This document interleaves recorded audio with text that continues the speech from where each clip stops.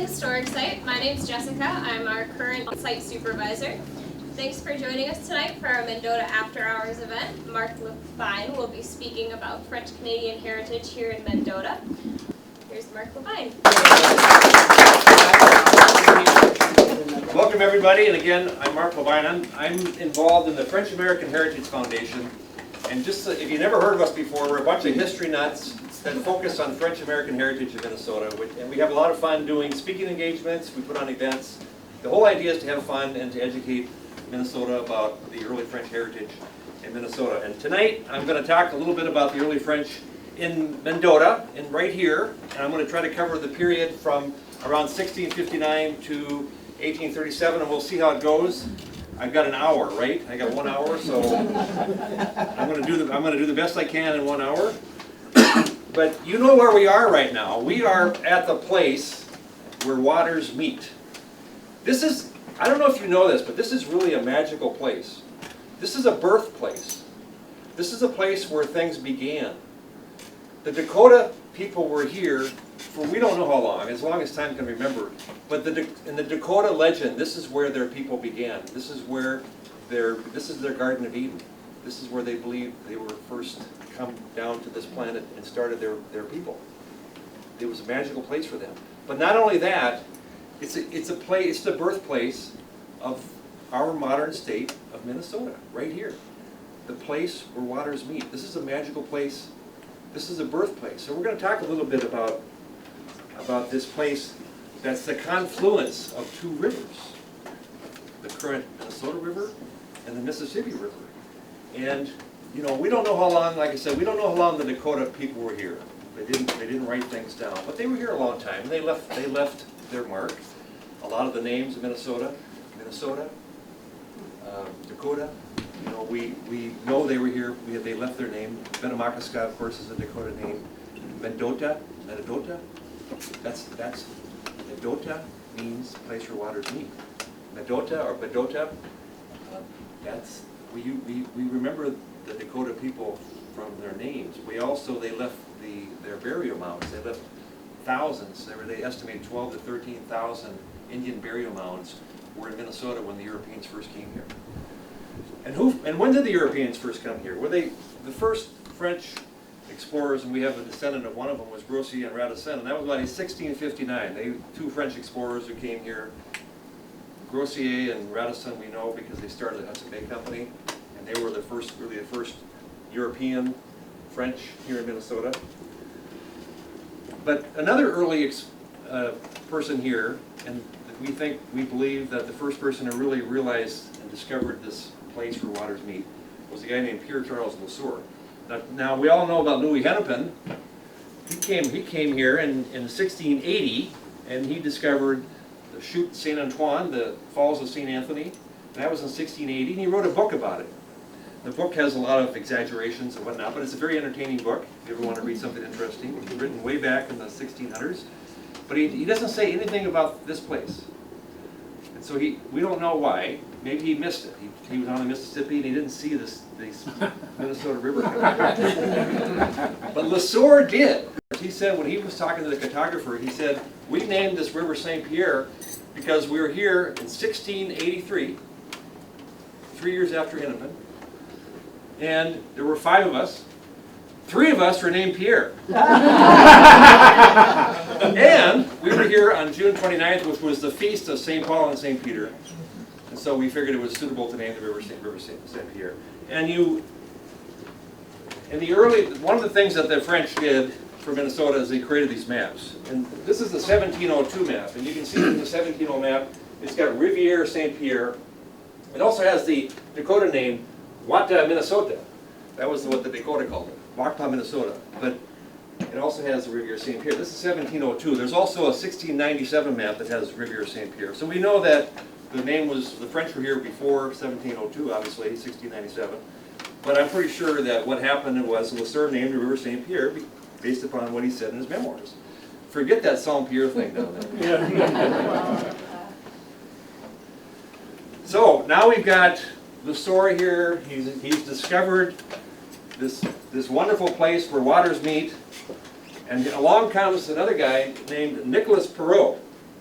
And Nicholas Perot built a Fort Saint Antoine on the Lake Pepin in 1686. And he was a king's lieutenant. He was given authority by the King of France and the governor of New France to come out here and represent the Kingdom of France.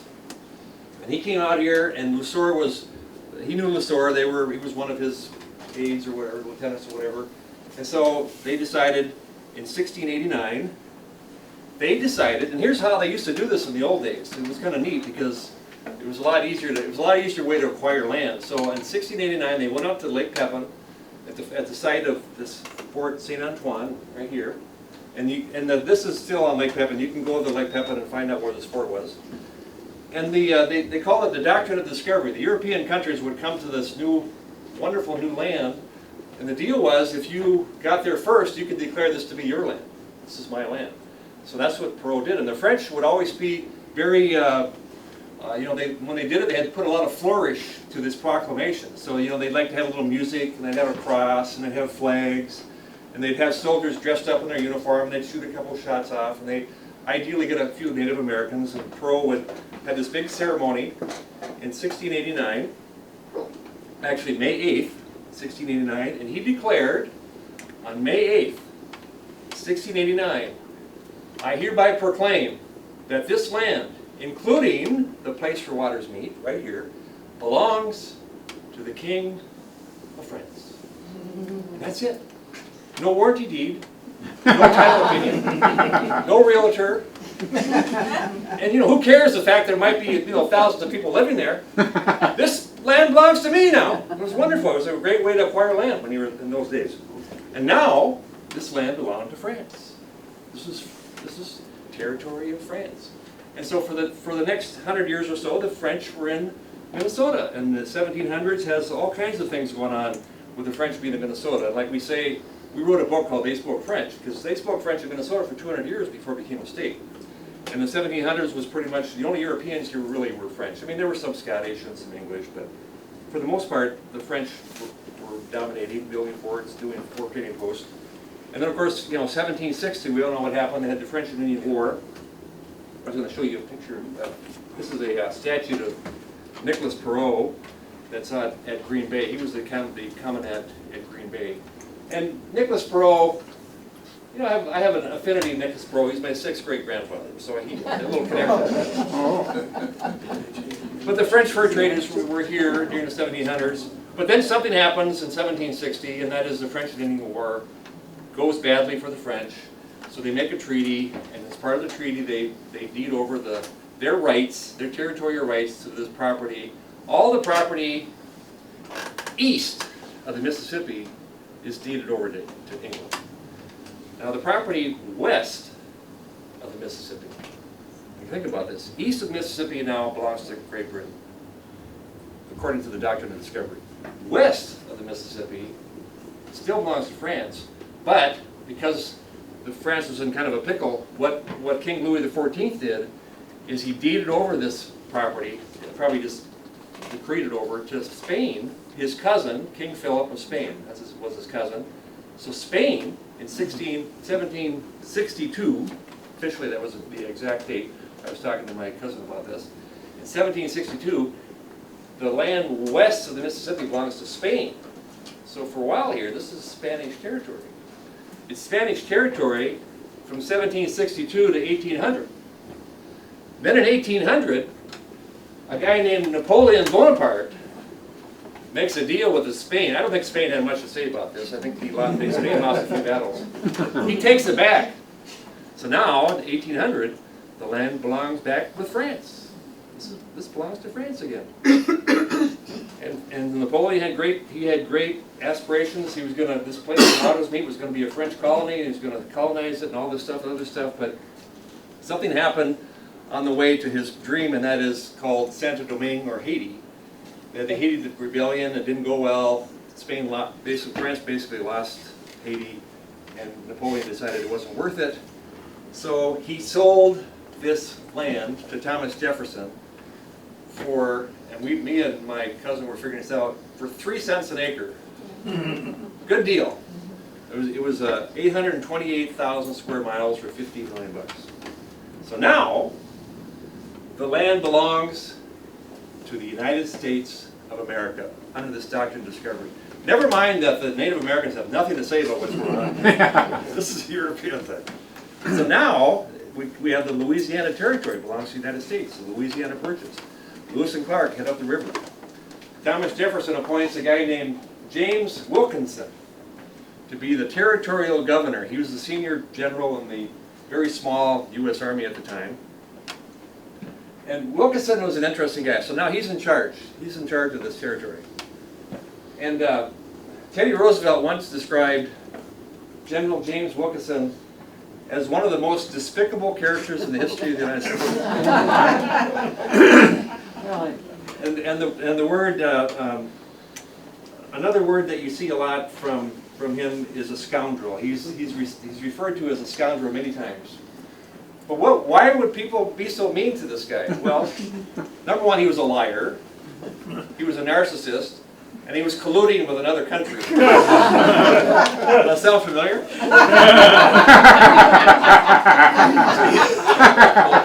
So he had this scheme, and I don't know where he was, but he had this scheme with Aaron Burr. They were going. He was the territorial governor for the United States for the Louisiana Territory, but he was a paid spy by Spain. He was colluding with Spain to get the property back for Spain, and Spain was in turn going to give him a piece of property.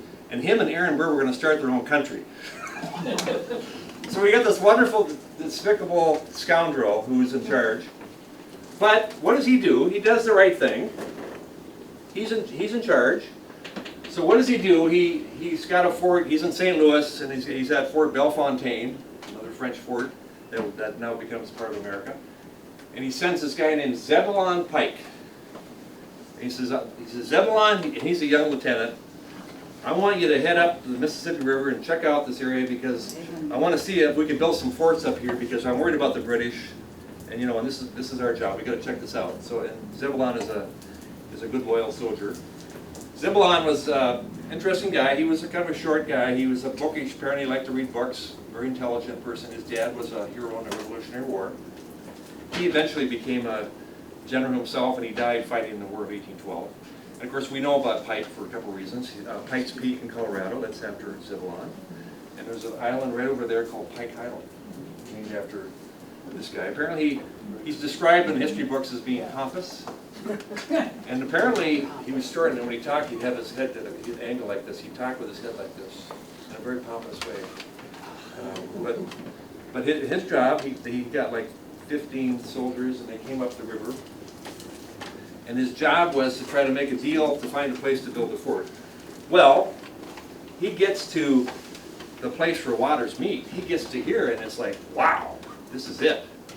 This is where we're gonna build our fort. I mean, what the heck? And when he gets up here, there's a guy named Jean-Baptiste Faribault who's hanging out here in the summertime, and I'm sure Faribault helps him. He did write some memoirs. Faribault, he stayed with Faribault. We know that he had connections with Faribault. We're not sure exactly how the whole thing played out. I mean, maybe it's somewhere, but I didn't find it. But he gets 7 chiefs, Dakota chiefs from the area. And he gets them all together, and they all meet at Pike Island. That's why it's called Pike Island. And they're going to make a deal. He says, okay, here's the deal. I want to buy 100,000 acres for $2,000, and I also will throw in 60 barrels of whiskey. And that was the deal.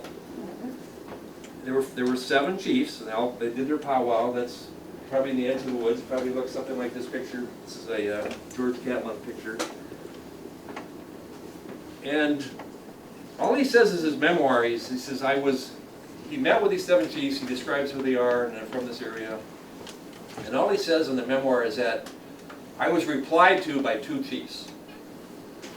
So two of the chiefs, and they didn't know how to sign. They put their X. So 2 of the chiefs have their X. And he gave him $200 worth of gifts because he didn't have $2,000. He had $200 worth of gifts. He gave him $200 worth of gifts, and he gives them the 60 barrels of whiskey. And a barrel of whiskey was about a gallon. So, and that was the Treaty of 1805. And that's it.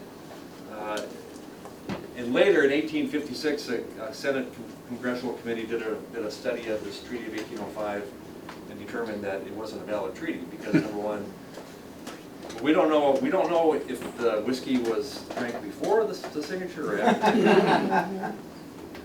But it's one of the pivotal treaties in the history of Minnesota. Very interesting. And you read the history books, it's like this was a legitimate treaty. But when you think about it, it was authorized by a scoundrel. It involved a lot of whiskey. The consideration, it was supposed to be $2,000. Well, the $2,000 was never paid.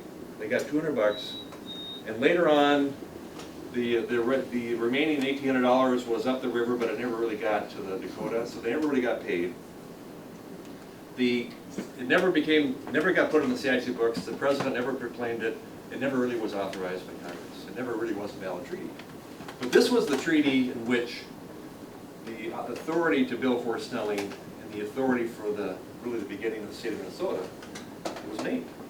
One of the persons at this treaty of 1805 was a guy named Petit Corbeau, Little Crow. Petit Corbeau in French means little crow.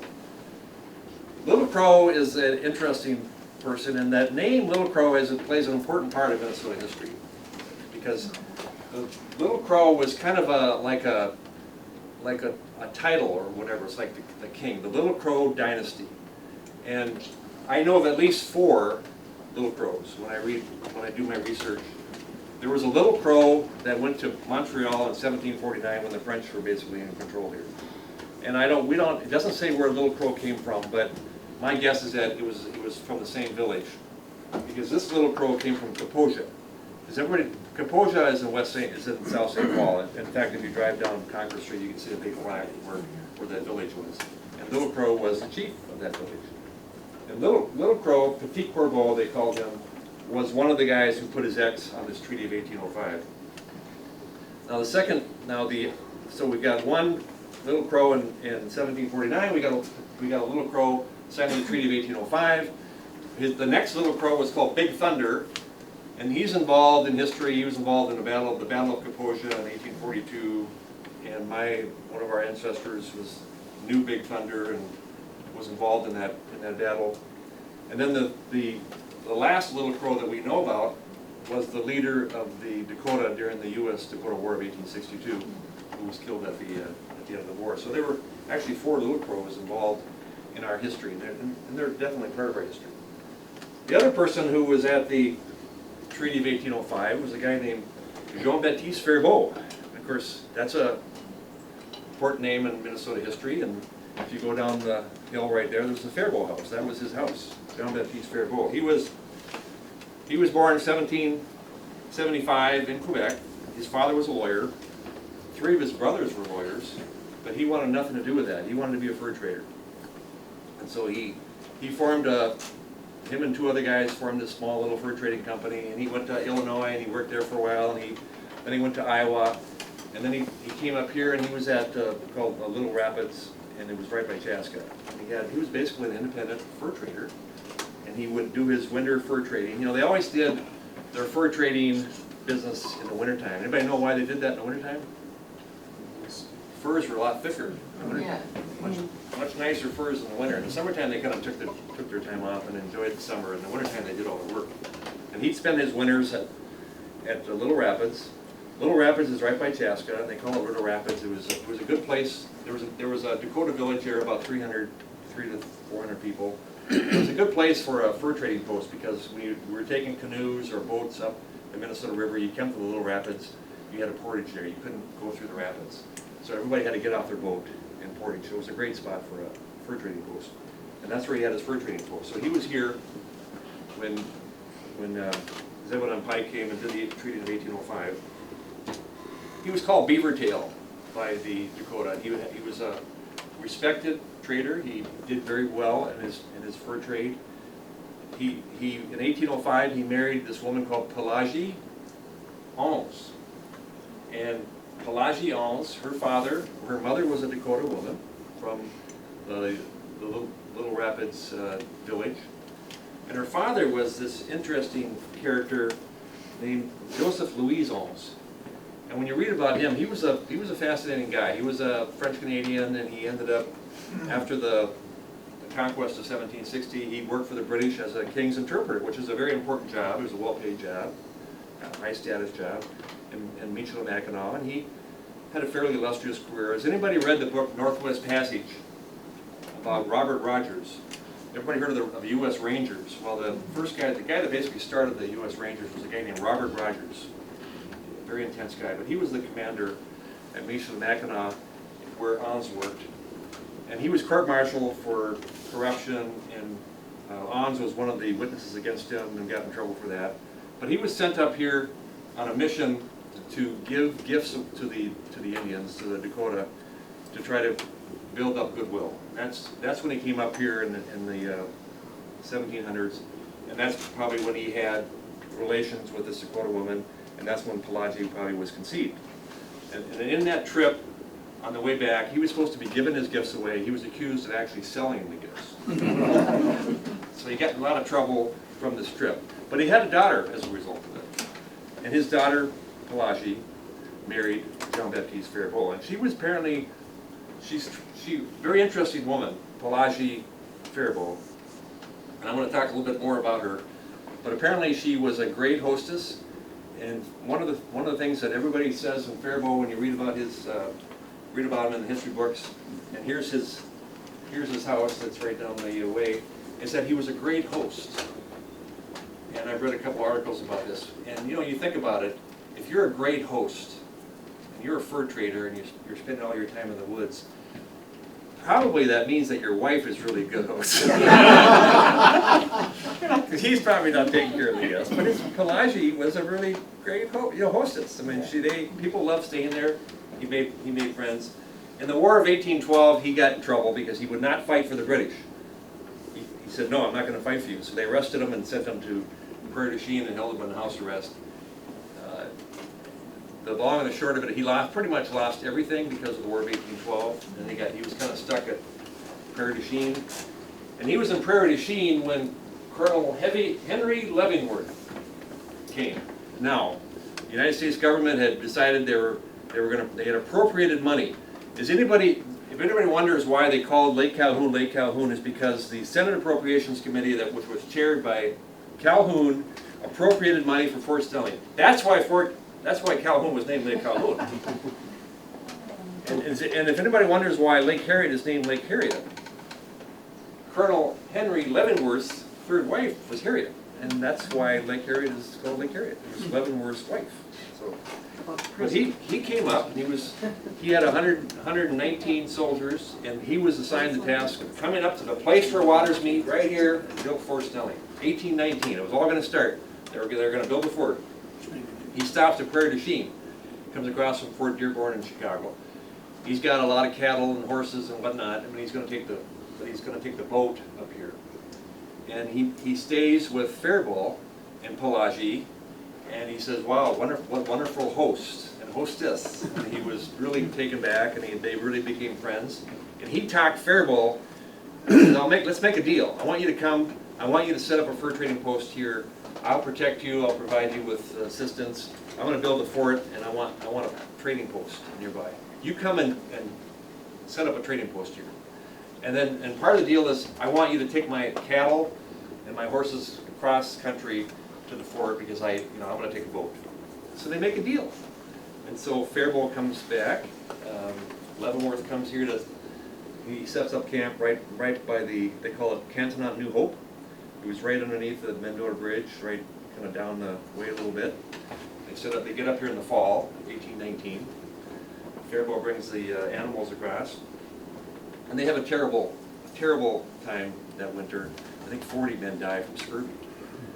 But they're saved by Jean-Baptiste Faribault, who gets some kind of root from some plant or whatever, and he goes out to little rapids and gets some stuff that basically helps to save the troops from more troops from dying. So he's treated in very high esteem by Leavenworth. And partly what happened is, in the spring, Leavenworth realizes that place right down there on this side of the river was a bad spot, so they move across the river to a place where it's called Coldwater Spring. I don't know if anybody knows where that is. But this was a wonderful freshwater spring that the Dakota had been using for generations and generations. It was wonderful water, it was a wonderful place, it was healthy. He moved his camp over there, he got some more troops in, and he sits down in the spring of 1820, and he makes his second treaty, because I'm not sure why, I don't know if Leavenworth knew that this treaty of 1805 was tainted, that there was problems with it, but they enter into a new treaty. I think part of what was going on is he wanted to show his appreciation for Faribault and Pelagie. So in 1820, across again on Pike Island, they make a new treaty, and they call it Treaty of 1820. And basically, this treaty kind of solidified the fact that they were going to build the fort, that the local Dakota were approving it, and they were going to grant the permission for that to happen. It was only 15 acres this time, not 100,000. And part of the deal, there's going to be part of the consideration, which is really a curious part of Minnesota history, was that they deeded Pike Island to Pelagie Faribault. Really? Not to Jean Baptiste, Pelagie. And I don't know if anybody here knows, but in 1820, women couldn't own property in the United States of America. It was illegal for women to own property. Women didn't own property. But Pelagie did.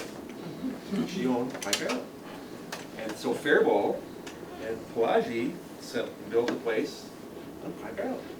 And Leavenworth then left a couple years later, went out, and he died hunting buffalo out west somewhere. He died young. And he was replaced by Hosea Snelling. We know that name, of course, because the fort became Fort Snelling. And Fort Snelling wasn't real happy with this whole deal with Pelagie and Pike Island.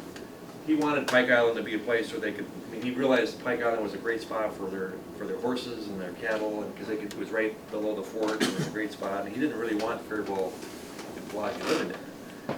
But Faribault and Pelagie did live there for a while, but they got flooded out after a couple years, and then they realized this was really not a very good place to live. The flood was pretty bad, so they moved across here, and then they got flooded again, and they moved up here, and they finally built the house. But Faribault stayed here. He was an independent fur trader. He didn't work for any company, but he had a contract with the American Fur Company. Now, let's talk about some of the other entrepreneurs at the time. So, at the same time that Faribault is in Prairie du Chien, there's another guy called Jean-Joseph Rolette. Everybody should know the story about Joseph Rolette. Joseph Rolette is famous because he's the guy that saved St. Paul, saved the capital from being moved to St. Peter. Yes. He was on the Minnesota Territorial Legislature. Well, Joseph Rolette was the son of Jean-Joseph Rolette. Jean-Joseph Rolette was a young man born in Quebec. He was sent to he was going to be a priest, went to the seminary, but that didn't work out. So he ended up, through a series of events, he ended up in Prairie du Chien, and he ended up being the agent for American Fur Company. And he did very well. He was described to be a very energetic, full of energy kind of guy, always making deals. He had his little phobias. He's interesting character. He was very afraid of water, which is a problem back then because all the travel was by water. You can see when he was on a canoe, he would tie a string from his belt to the rib on the canoe because he was afraid that the canoe tip was gonna. So he always had a string tied. And one of the stories was they were in the canoe in the middle of the winter. Well, in the wintertime there was ice cubes all over, and he was icebergs or whatever, ice chunks, and he was afraid that they were going to tip over, and he was scared to death, and he said, "Mon Dieu, please God, make me safe, get me to the shore. If you get me to the shore, I promise God I will build you a chapel." And they made it to the shore. And his partner, Dosman, said, "So, I guess you're going to build a chapel." And Mr. Willett said, "What are you talking about? It's not in writing." If he wants to try to collect, let him try to collect. But apparently it was a ongoing thing between Hercules Dosman was one of his partners, and it was an ongoing thing. And eventually, apparently, according to the story, he finally put up money to build a church at Prairie du Chien at a later part of his life. But he married this woman named Jane Fisher, and they didn't get along very well, and they kind of were separated a lot of their time. He built her big house in Prairie du Chien called the Brisbois House. You can still see it today. But he was an interesting guy, and he was in cahoots here and doing a lot of fur trade business. And as his son was a famous man also. And the other thing that went on, I got to move on here. The other interesting thing that went on here, so now we're building Fort Snelling, and things are getting established. And we got this this roulette guy in Prairie du Chien. He's always scheming and whatever. And meanwhile, we got this group called the Selkirk colonists. We got this colony up in the Winnipeg area, and they're really having a hard time up there. They're really struggling. And so Roulette comes up with this idea: they need cattle. So, and this is one of an interesting story, and I want to do more about this research. But Roulette and a couple of other entrepreneurs, one of them named Francois Labath. I don't know if you ever heard of him. He ends up getting killed during the U.S.-Dakota War of 1862. He had a place in Morton, Minnesota, wherever he got killed. But they come up with this scheme. They're gonna drive 150 cattle from Prairie du Chien to Winnipeg in 1821. Now imagine that. There's no bridges. I mean, there's wild territory. There's no settlements really. There's a few great fur trading posts, and there were 4 guys that drove 150 head of cattle, and they drove it all the way up the Red River to Winnipeg, to the Selkirk colony. And the claim is that they got $100 a cattle or something. But I mean, what a scheme! And they pulled it off. And one of the guys. And here's a picture of the young. This is the Joseph Roulette Jr., the guy that saved St. Paul's capital from being moved to St. Peter. But the other guy was this guy named Alexei Bailey, and he was part of this cattle drive. He was a young guy. His grandmother was an Ottawa woman from the Mackinac area. His father was a fur trader in his own right, very successful fur trader, and in fact, his father's house, if anybody's ever been to the Indiana Dunes State Park, his father's house is there, and it's on the National Register of Historic Places, and you can actually go and tour his father's house near the Chicago area. And so he came from family. His grandfather, his name was Michel, and his grandfather was a soldier with the French during the French and Indian War, and he was present at the only time that George Washington ever surrendered his army, at a place called Fort Necessity. I don't know if anybody's ever heard that.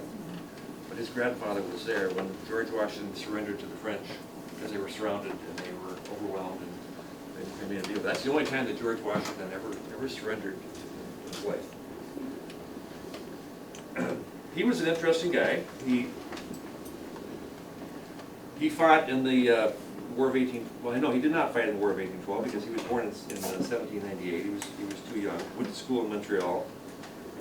One of the first things he did when he got out of school, he wanted a life of adventure. He delivered a message from Montreal to Winnipeg on behalf of Lord Selkirk's wife, who was in Montreal at the time, and wanted to deliver a message to her husband, who was up in the Winnipeg area. So he got familiar with the Red River area and the Red River settlement, and he ended up getting somehow down to Prairie du Chien, working for Roulette for a while, and was part of a venture where they went up and they worked in the Red River land. They started to develop a trade group because after this cattle drive, they realized that there was this interest in trade between the Winnipeg, the Selkirk colonists, and here, and there started to become some communication and trade that went on between the two areas. And it's kind of a funny story in the sense that after the War of 1812, they drew the border, and the Selkirk colonists kind of fell apart. It wasn't working out very well because they lost title to the land. The United States government became the owner of the land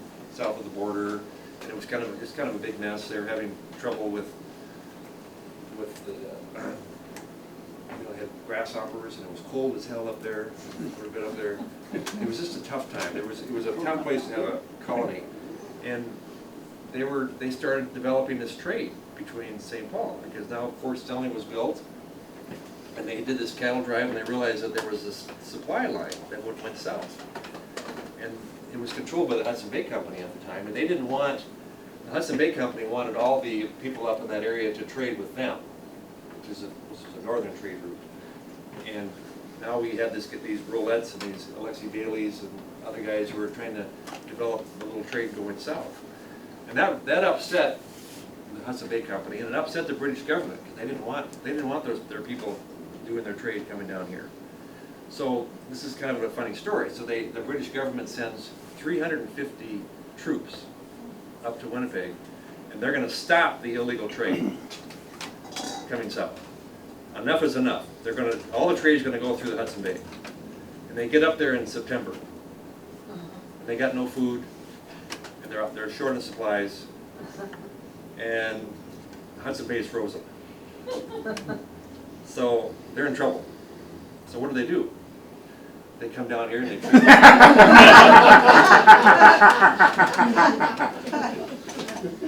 And this is true. It's a true story. That kind of ended that embargo thing. So now we've got Sibley, and Henry Sibley, of course, this is the Sibley Historic Site.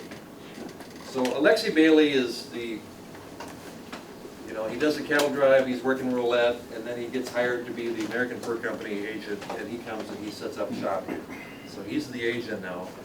You got John Baptiste Faribault, who's an independent fur trader, and you got Alexi Bailey, who's the agent for American Fur Company, and he's working here. But apparently Alexi Bailey gets bored or whatever, so he decides to start his own business on the side, and he gets discovered, and so that didn't work very well. So they basically fire him. They want to get a replacement, and their replacement is Henry Sibley. And he comes here and sets up shop in 1834. So now we're up to the 1834. And meanwhile, we got this trade going on with the ox carts, and we got some of these silver colonies, people starting to come down. We started to have this business going up there. The fur trade company is still going okay, so Sibley comes in and takes over. And, he becomes the first governor of the state of Minnesota. But, this is a French heritage talk, but Sibley is this French-speaking person. He also does a lot with French Canadians. And in fact, he has a very good relationship with the French Canadian voyageurs. And he describes them in very positive tones. He loved working with his French Canadian voyageurs. He makes a number of positive statements in his writings about how much he liked working with French Canadian voyageurs. One of the statements is that it affords me pleasure to hear witness to the fidelity and honesty of the Canadian French voyageurs, which I found abundant occasion to prove. And so there was a very good relationship that he had with because most of the people at that time that were working in the fur trade business were French Canadians. They were voyageurs, they were people that were connected with the local natives. And they had a good relationship with him. And the French Canadians also had a lot of respect for Henry Sibley. And so he did very well with them. He like most of the people of the day, had a relationship with a Dakota woman. They had a child named Helen Sibley. And of course, a Sibley house. Here's his daughter, Helen, born in 1841. And he took care of his daughter. There's no indication that I can find anywhere that he ever did anything other than love his daughter and take care of her, and he supported her. And she ended up marrying a doctor, a guy named Dr. Sawyer, but apparently died shortly thereafter, never had any kids. She died, I think, of scarlet fever. She didn't live very long, but she was taken care of, and he had this connection, close connection with the French Canadians, and also he had a close connection with the Dakota, and he got along well with them. So now what I want to do is just talk, in my last 15 minutes, I got about 50 minutes left, I want to just kind of go talk about some of the other French Canadian people that Sibley worked with. Kind of like I call them the friends of Sibley. And we'll talk about a few of these. There's quite a few of them. I'm going to talk about several of them, but not all of them. But let's talk about some of these guys. One of them was George Bonga, and he's an interesting person because he was an African American. His father came with his master from Haiti or Santo Domingue. He was French speaking, and then was made a free person and opened a tavern in the Michilimackinac area, Mackinac Island, and did very well. And George Bonga was educated and trained and became a fur trader. And a lot of stories about him. He worked a little bit with Sibley, not a lot. I'm not going to spend a lot of time on George Bonga, but one of the legends about him is that he was really an incredibly strong person and that he could carry 700 pounds of furs on his back. And that was the legend. Was it true? It seems like an awful lot of fur, but he was a very strong person.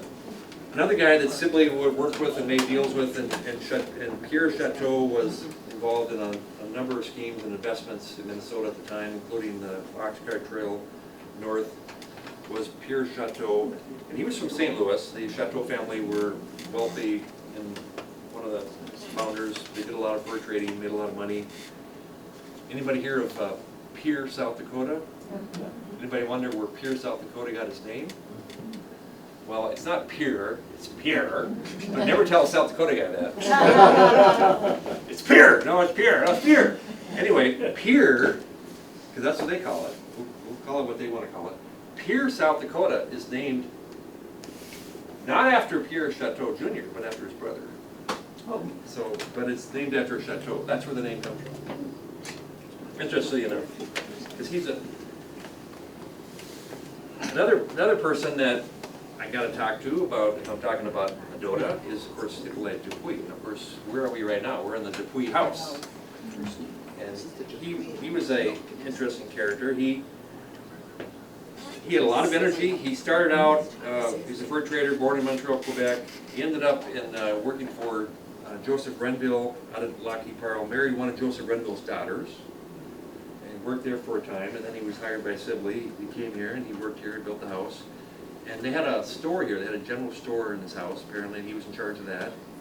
They say he was a guy that loved to talk, full of fun and spirit, and when he get really excited, you didn't want to be around him because he'd be all over the place. And they said he would, when he got excited, he would talk in a mixed language of Patois, Dakota, and English, and nobody could understand him. But he was a little firebrand, and apparently did very well. He was the postmaster here, and I think he was also one of the commissioners in the town. But a well-loved and, of course, well-remembered French-Canadian person because we're in his house.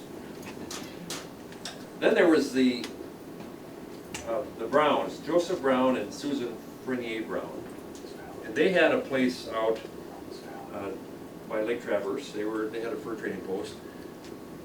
Joseph Brown was a drummer boy that first came with Leavenworth in 1819. Of course, telling he was just a kid, but he stayed around here.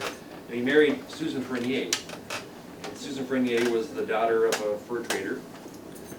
And an interesting story is that Joseph Brown, and then there's Joseph Renville. Joseph Renville also had a place out there, and he's a famous person. His father was I believe to be a Rainville. I think we might have a Rainville in this room. I could just feel a Rainville somewhere. His father was a Rainville. His mother was the daughter of the Little Crow, so there was a connection there. And interesting, Joseph Brown and Joseph Renville couldn't stand each other. They would fight all the time, and Sibley was always trying to break them up and stop them from fighting, and they're always criticizing each other. And part of the reason might have been Joseph Brown didn't like Joseph Renville. And part of the reason might have been that Joseph Renville and Henry Sibley were doing target practice one day, and they were shooting a pistol, and Susan Frenier, who was Joseph Brown's wife, who was 16 years old at the time, was accidentally shot by Joseph Renville when the pistol discharged, and the bullet went right through her. Oh, jeez. And she lived. It was apparently went through right here, and it didn't destroy any vital organs, but she survived, and she married Joseph Brown. But Joseph Brown was always complaining about Joseph Renville. Joseph Renville was, part French and part Dakota. He looked more Dakota than anything. When you look at his picture, I'll have to show you. Let me show you a picture. Here's Susan Frenier, and of course he was part Native American also. And I'm going to show you Joseph Renville here.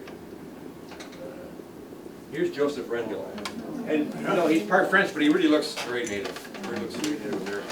But Joseph Brown was always complaining about Joseph Renville, and the problem was what Joseph Renville did with his traders, because they're all working for the American Fur Company, and Sibley's trying to keep everybody happy. And they would give, they had these trade goods, and they give the trade goods to their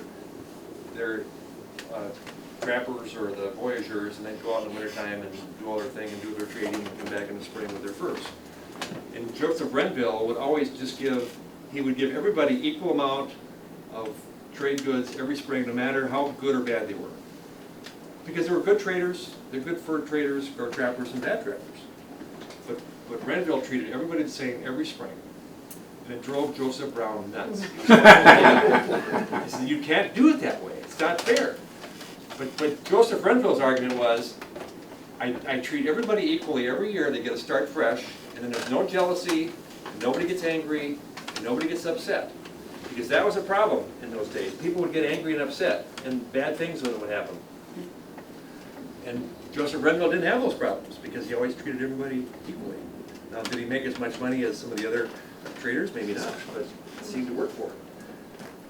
Other people that I want to talk a little bit about, Joseph Godfrey was a person who worked for Sibley for a time and ended up leaving. His father was a Godfrey. His mother was an African slave. He was a mulatto, I guess you'd call it. And it's called Godfrey, but his family really was Godfrey. There was a commander at Fort Beauharnois in Lake Pepin who was a Godfrey. They were a family of military commanders and military people. So his father probably was a man of some distinction, and the name got anglicized to Godfrey. But his story, he worked for Sibley for a while, then he decided he didn't want to work anymore, and he ran off with a Dakota woman and married and went out and lived on the Minnesota River and got caught up in the U.S.-Dakota War of 1862. And he was accused of fighting against the Minnesota people, and they threatened to execute him, but he ended up being a witness against some other Indians, and his life was saved. But interesting story. Then there's Joseph Laframboise. He was a fur trader, and he had his fur trading post. Let's see, he was down on the Rock trading post on the Minnesota River, just up Minnesota, that way on the Minnesota River a little ways. Interesting guy. He was an interpreter. He ended up working with the Indians as far as interpreting. He was a guide for John Nicollet. We all know about who John Nicollet is because there's Nicollet Avenue and all that's named after the guy. He drew a really great map of Minnesota. And Joseph Laframboise, who also worked for Sibley, was connected with the American Fur Company, was his guide. And Joseph Laframboise had a very interesting mother. If you ever go to Mackinac Island, you'll see this place called the Harborview Inn. That is Joseph Laframboise's mother's house. And his mother's name was Madeline, and she has been elected to the state of Michigan's Women's Hall of Fame because she was a Marcotte, and she married Laframboise, who had this fur trading company. Her husband died, and she just carried on the business. In fact, she carried on the business much better than her husband had, and she made a lot of money. She was a very, very successful woman in Mackinac Island, and you go there in her place, it's a beautiful place. So she was a very, and in those days, women didn't do that very often, so she was an exceptional woman, and Joseph was her son. Another person who lived in the area during the time, I've got 5 minutes left here, was Pierre Pigseye. Of course, we all know about Pigseye. Famous guy. He lived around here. He was selling whiskey, and Snelling didn't like it, so they kicked him out, and he went down the river by St. Paul, and of course we all know who he is. The name was called Pigseye Settlement for a while, based after Pigseye. Then there's Louis Provencal, and this is a painting by Louis Mayer. He was down by Traverse des Sioux area. He was a fur trader, explorer, born in Quebec. He was nicknamed Little White or Petit Le Bon. Apparently both a vivacious guy with a very free spirit, very loving. He didn't know how to read or write, but he would keep track of his things. He had this great little pictorial hieroglyphics. He would keep track of things by drawing little pictures, and did an excellent job at that. And back in those days, the currency was rats. Muskrats. So if you wanted to negotiate something, you wanted to buy something, it was in rats. And you wanted to buy a gun, it was 100 rats. You wanted to buy a blanket, how much for that blanket? Oh, I think I need 22 rats for that one. All rats. And he would do little rats for his little herd. He did pretty well.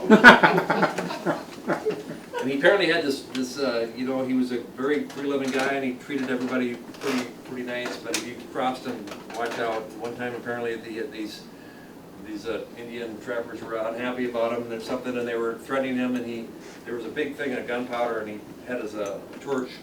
And he says, "You guys get out of here, I'm going to blow this place up." And they got out of it, they believed it. So that leads us to back to the Selkirk colony, because I just wanted to talk a little bit about that last. I got a few minutes left. So we've got Fort Snelling, we've got this trade route now starting between Selkirk colonists in this area.